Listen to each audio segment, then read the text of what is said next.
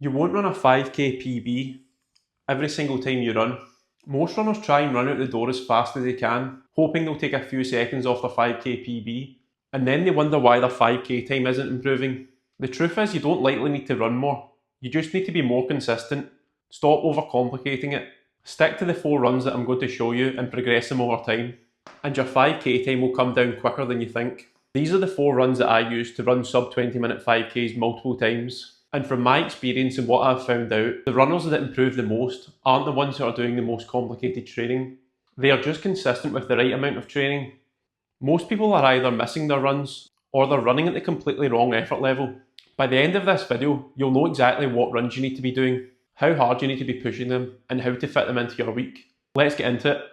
Run 1 is going to be an easy run.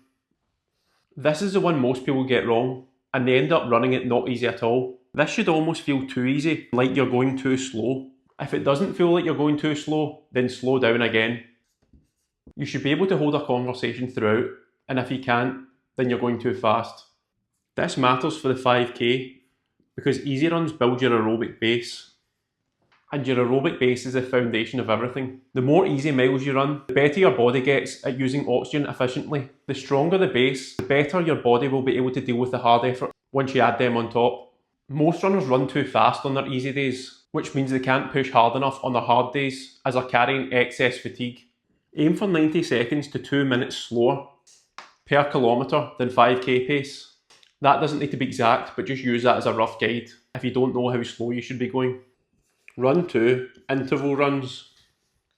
This is where you will build speed and get your body used to working at harder paces. An example session could be 10 times 400 metres with 90 seconds of rest in between. Working at or slightly faster than 5k pace. Here you're training your body to work hard and get used to faster paces than you'll need to run on race day. The closer you get to race day, you can be more specific with your intervals, like 5 times 1k at 5k pace. This way you'll get used to the exact pace that you're going to run on the day. Or the further away from race day you are, you might do a session like hill repeats, so that you can push your ceiling higher with those top end paces. 1 interval session per week is enough for most people, unless you're experienced or maybe you're running away from something. Run 3, tempo runs. When it comes to the 5k, everybody wants to talk about hard intervals, but a lot of the times people underlook the tempo run. This is a hard but controlled effort. You could speak a sentence if you had to, but you wouldn't want to. This pace is around 30 seconds per kilometre slower than 5k pace.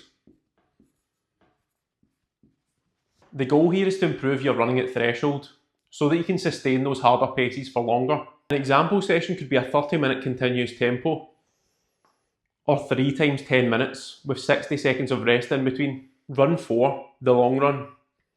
You might be thinking, it's only a 5k, so why do I need to run for up to 90 minutes? Because the long run builds endurance and makes you more resilient to fatigue, which means it will help you push at the back end of a race. It also builds your aerobic base, and that's why it should be a staple in every running programme. When training for the 5k, I would keep it easy, as you already have a couple of harder sessions during the week with your tempo and interval session. But keep it up to 90 minutes maximum, and I'd keep it at a conversational pace. So how should you fit all these into your week? This is going to depend on the person and what commitments they have.